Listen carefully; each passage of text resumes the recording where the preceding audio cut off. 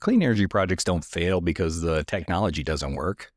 They can struggle because the financing assumptions break, timelines slip, costs rise, capital tightens, and incentives do shift.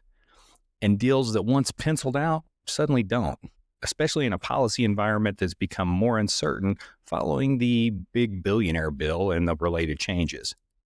Right now, we're seeing more clean energy projects stall or end up under real pressure, not because they're bad projects, but because the financing landscape has changed.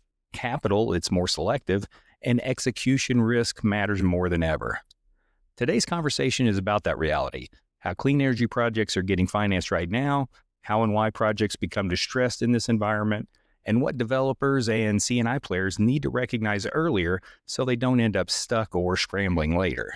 And if you're finding these conversations useful, make sure to like the video, subscribe to the channel, and click the alert bell. My guest today is Rob Sternthal of Expedition Infrastructure Partners, where he works at the intersection of clean energy, infrastructure, and capital.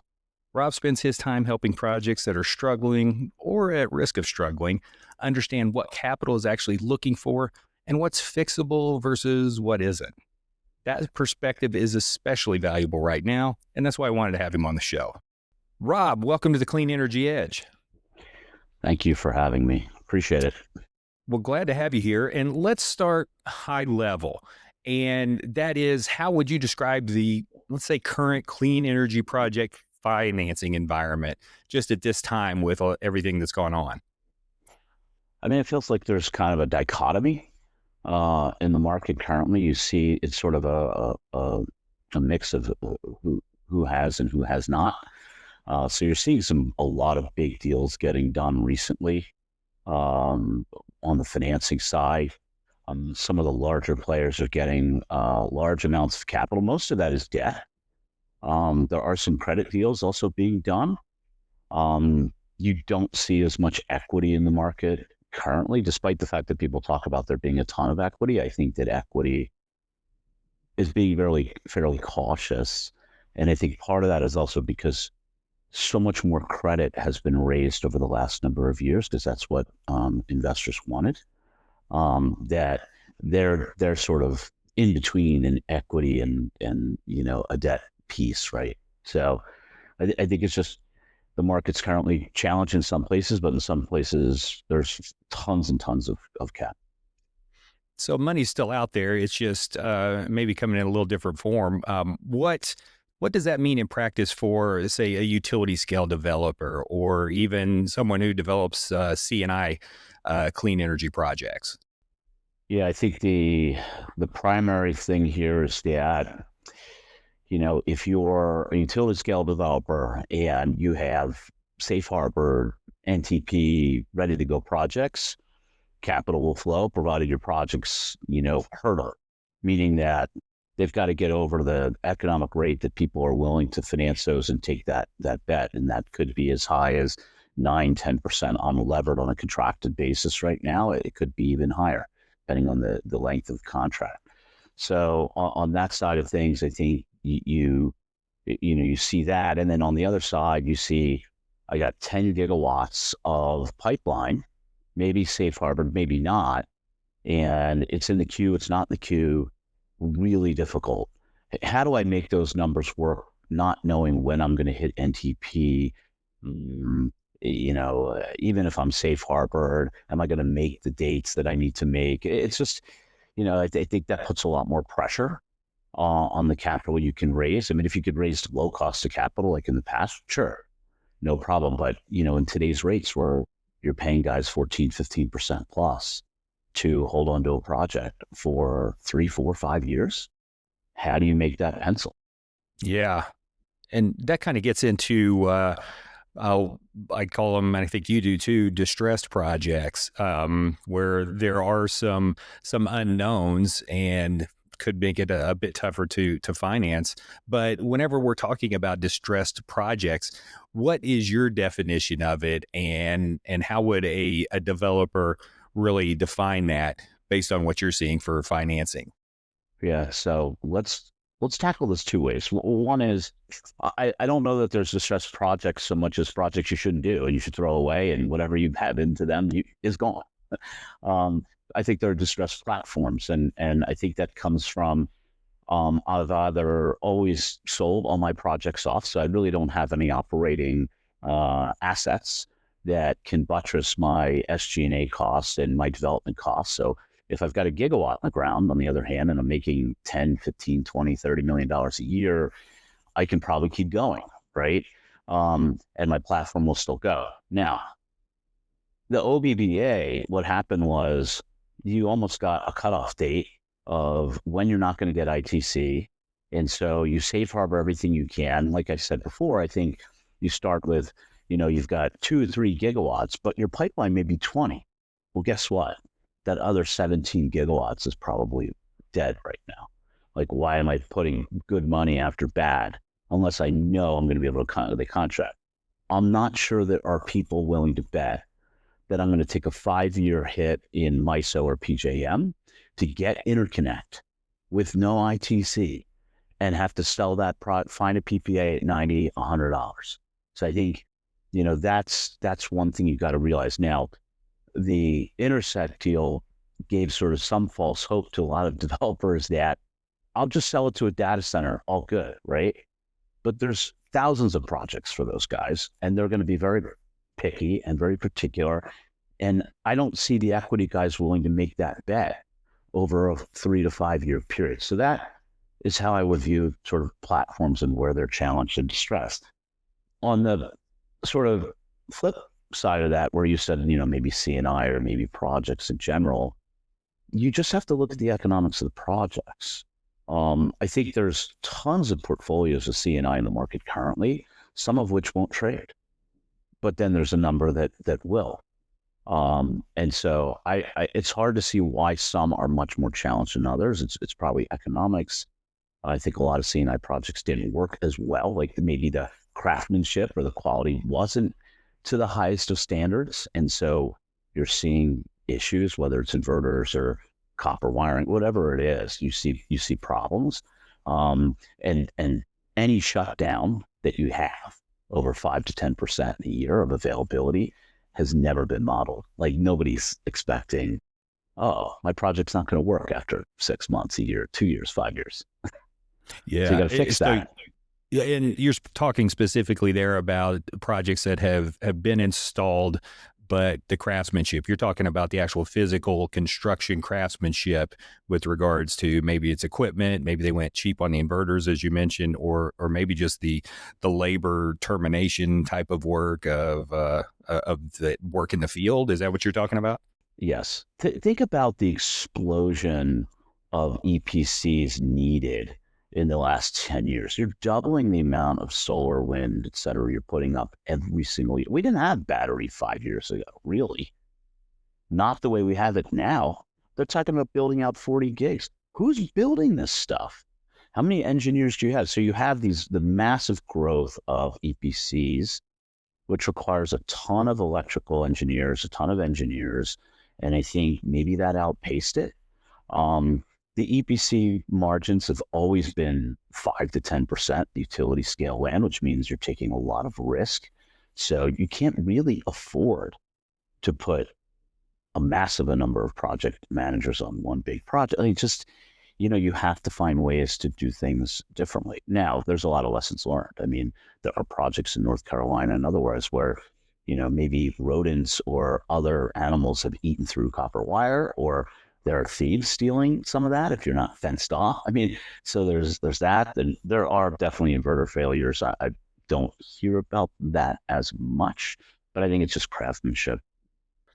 Yeah, the labor to actually put these projects in, to your point, there's so many more EPCs that have come to the sector because of the need.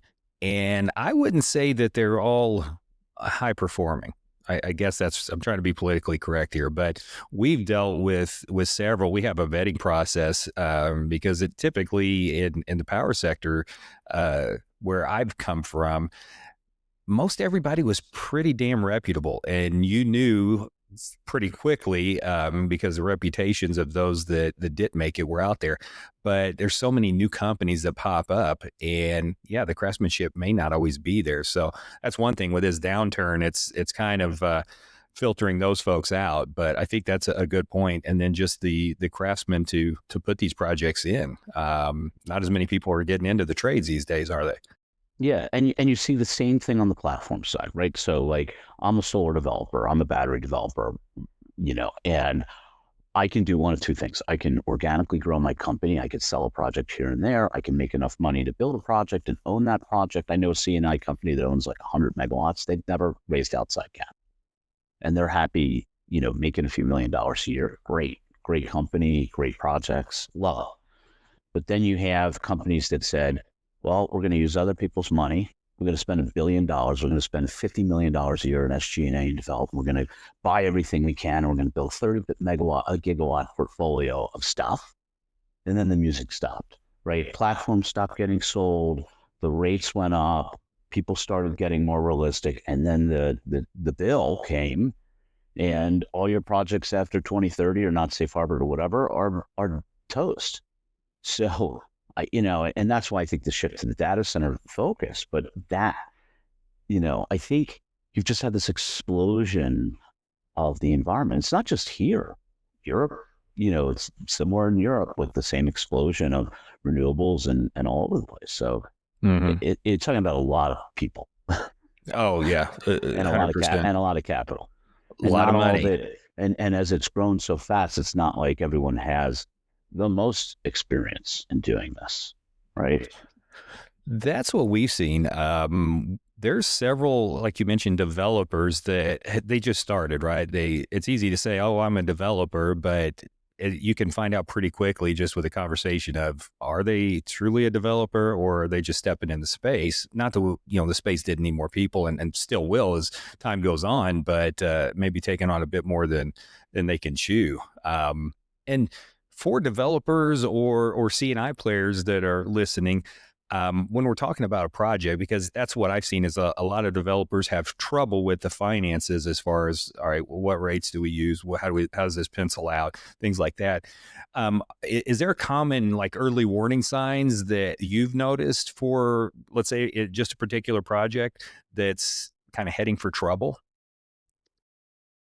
What I would say is that most developers do not look at the exit when they're starting to build and develop a project. And that's the mistake. I think that you need to take a very disciplined approach to every dollar you spend at the beginning. And there's a lot of developers, a majority of the developers, it seems at times, say, well, if we just kind of do what's market, we should be good, we'll make money, whatever, right? Like, but you should know, how long is your PPA? How much is it going to cost you to build it? How much debt can I get? How much equity do I need? What's that return on equity? And if I'm going to raise the equity and build it myself, maybe I'm okay with a 9% return. But if I'm trying to sell it to the market in today's market, maybe I need a 12 to 14% lever return.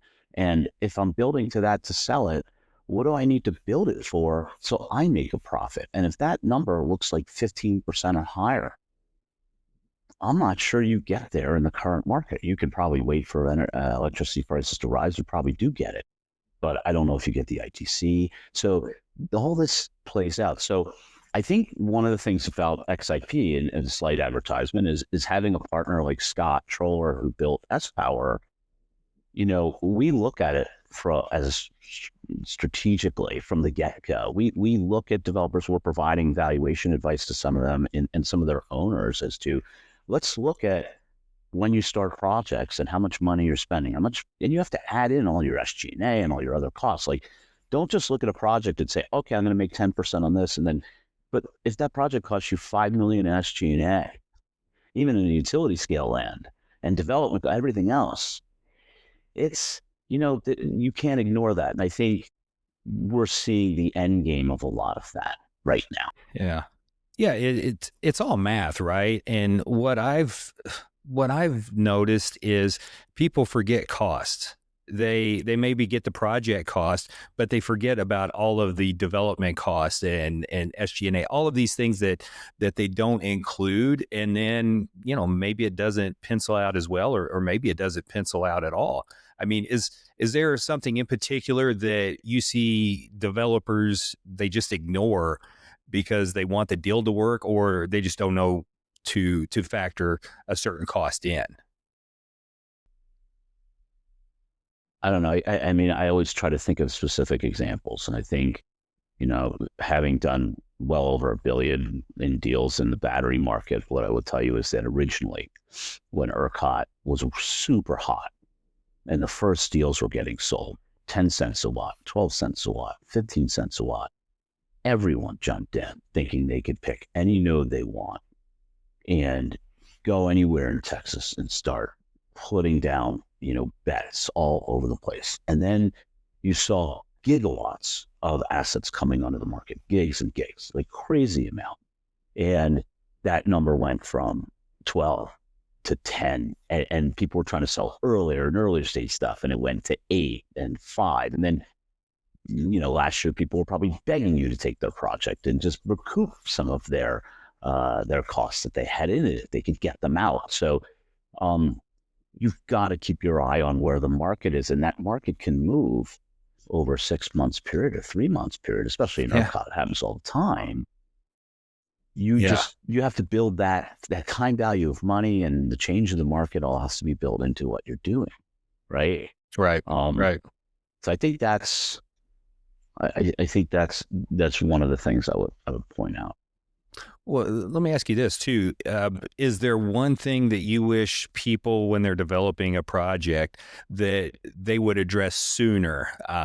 Because a lot of this can probably be vetted out. That's what we found is a lot of the financials are just put them on paper and see, and early on, make sure you have everything captured. But, working with somebody like you that knows the ins and outs and have seen the mistakes that have been made, is there anything that you would say, hey, you definitely want to address this as you're starting in on project development? Honestly, I think the number one thing is and one of the hardest things to find is someone who knows how to model these projects and couple that with experience.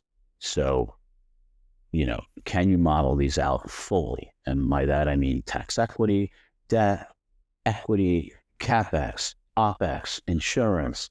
Which tax credit deal are you going to do? Are you doing the pref? Are you doing a flip? Are you doing a transfer?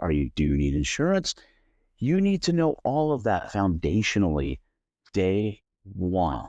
And you may not have all the answers, but if you're closer, at least you're going to know, into an RFP or trying to sign a corporate PPA, CNI or VPPAs or otherwise. That's the thing I would say is really critical. And just like what we talked about before, EPCs, developers, the explosion of the industry means there aren't as many people super capable. And even if you have those people, not everybody wants to sit at their desk all day and model out projects. Yeah. Yeah. It's like applying for a grant, right? The people that are really good really enjoy doing it, I think. So, and plus the experience, I think that is, you can't push that to the side and just say, well, we figure it out. It's all just math. Yeah, it's math, but knowing what the input should be, and if it's just putting a placeholder in, I think that is so valuable, and can really save a project developer and a ton of money if they work with somebody credible that does this day in and day out. And as far as inputs, what's your thought as far as the market, where it's going, as far as supply and demand of electricity with data centers, AI, and all of this type of thing? Would you recommend for someone that they've got a project that they're developing, that they might want to kind of wait and see how the numbers look in the next 6 months, 12 months, 2 years, 5 years? Any advice for folks like that? It probably depends on whether you're trying to avail yourself of the ITC or not. If that's a massive uplift as high as 50% of your costs, or even at 50% ITC, assume that you're getting 45% of your costs paid for. I mean, you can't beat that. I mean, the amount of electricity pricing that needs to go up to get there. So I think it's a fine line. I think that if you're looking to do utility scale and you're not going to be able to get through the queue in time with safe harbor or whatever, kill it now, hold it, and wait. There's still value to that. People see value in it, but you don't see anyone paying for that today, and you don't see a lot of parties out there with that strategy. There are very long-term thinkers. You still have strategics that are very long-term thinking, and they will hold those positions. But yeah, I don't. Yeah, I mean, I think that's kind of it, right? Yeah, it's. I guess I could see C and I maybe. It just depends on where they're at, right? What they're paying, what their rates are projected to be, escalation, all that. Maybe being able to wait a little bit. Maybe not. Maybe utilities the one, but Well, resi solar in California, I mean, it makes sense all day with or without ITC and with batteries. So, I mean, yeah, I think, even though that sector has been absolutely crushed, there are areas, parts of the country where that it's really working. The other play that, I tell a lot of people is community solar is not based on long-term contracts. You're recontracting every month, every year. Maybe you have an anchor, but if it's a really good way to play the up, the sort of the increase in electricity prices over time, because as the owner of those projects, what are you doing? You're selling people 10% discount to their electricity via your community solar project. And now New York, you can really actually go through the utilities in one of the programs. I think, I love that play for the future. If you truly believe that electricity prices are going up, especially in New York, but if you think that's going to happen, it feels to me like that's the play. that makes a lot of sense. It really does. Hmm. Good points. Good points. Well, let me ask you this: who should really be reaching out to you, and at what point in a project does it actually make sense to say, "Hey, we need some help. Can you get involved with our project?" I think I know the answer, but I want to ask anyways. I don't know the answer, so I'm glad you do. Look, I think for me, right, having been doing this for 20 years, what I tell everyone is it's all about dialogue. Um, you don't have to pay us to have a conversation. We have clients that still talk to us every few weeks about strategy, about market, the reason why I set up XIP. I don't want to have to tell clients, I can't help you because I need $3 million minimum fees to do that. We find ways to help at any level. I think there's a few things though to think about. One is we've been doing something that I think is new and really interesting for an investment bank. We've been representing a group that is investing at more of the corporate level or against NAV of some of the renewable portfolio companies. And so we'll go in and basically do an exam of what do you have operating, what is your pipeline, what's your SG&A, what's your capital stack look like? Okay, what do we think your equity value really is? Now, when you do that to go sell a company, you have the banks come in and provide some of that. They are almost always going to be 50% higher or more because they're trying to sell you on something. Whereas we're trying to give you a much more realistic view of where are you and where could you could take that further. Like with Scott and Joe's experience on our team, you could take that further and say, okay, where should we be cutting? How should we be looking at the economics for some of this stuff? And Right. then we go further and say, well, if we think there's issues, we have this JV with the Gordian Group, which is one of the top restructuring firms. And we've been pushing really hard to find ways where we can help developers and sponsors, which is what they mainly do, to sort of protect their equity. How do we fight these major, not necessarily credit providers, but other people in our capital stack that, we may not be able to pay down now, but feels like there's something to be had and we don't want to lose our company. I think that's a really powerful play. And so we've been talking with a lot of groups there. And And Gordian always says our advice is free until it isn't. And so we love dialogue. So I say anytime. I mean, look, we're not a modeling firm. We don't do like minor little projects, but I make introductions to people all the time. Whether that pays off or maybe it's just good karma, I don't know. But it's just I think it's the nature of how I feel about the business and trying to be more inclusive in the renewable climate change sort of push. Like I've always been more of I drank the Kool-Aid of, I think we need to make changes here. Right. Right. So No, that's a good answer. I mean, my answer to that question is sooner rather than later, because I think the time is very well spent to have that conversation. Whether it's you're kind of giving a free consult and saying, hey, you need to come back at this point, or they come on as a client. I think that is something that so many developers have probably been, I'd say, missing out on.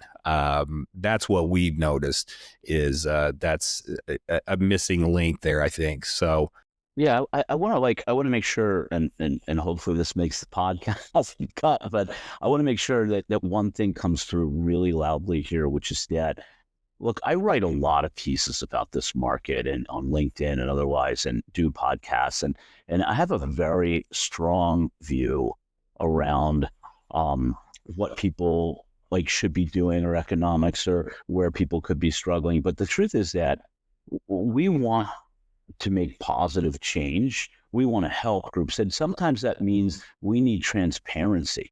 And I think giving developers, LPs, platform owners, pension funds, that sort of sanity check and that clarity is the most beneficial thing we can do, even before you start raising capital, selling projects, or doing anything. I mean, if I come in and tell you I'm going to sell your project and you're going to make $100 million, but I know that it's probably only going to trade for 30 or 40, it's not a good start to a relationship, and it's right. going to end badly, and you're never going to hire us again. But if you look at sort of my personal history, or that of our team, is that we like to get hired over and over and over again. And we'll go above and beyond for clients to do that, to make that sort of those positive steps. And sometimes that means, sorry, but we think your SG&A is bloated and you guys need to do something about it. And here's why. Here's the areas we think you should focus more on, and here's the areas we think you should focus less on.